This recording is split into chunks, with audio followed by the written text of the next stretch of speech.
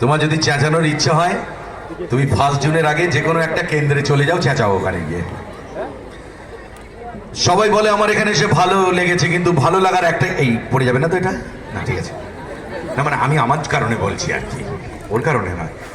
ভালো লাগার একটাই কারণ, আপনাদের বাড়ি কলকাতা থেকে প্রায় 70-80 কিলোমিটার দূরে, আমার বাড়ি কলকাতা থেকে 75 কিলোমিটার দূরে। আপনার এখান থেকে বেশি দূর নয়।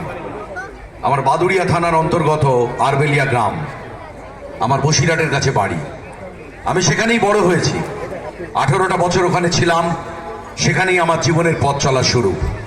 সেখান থেকে 96 সালে কলকাতা শহরে গিয়েছিলাম স্কটিশ চার্চ কলেজে পড়তে।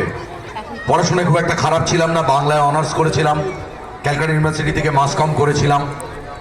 কিন্তু এই যে রাত্রিবেলায় এখন বাজে প্রায় 10টা বাজতে 10, বাড়ি থেকে এত কিলোমিটার দূরে, এবং আমি খুব সৌভাগ্যবান একজন মানুষ। সবসময় সবাই বলে না আমার কপাল অত ভালো না, আমার কপাল খুব ভালো।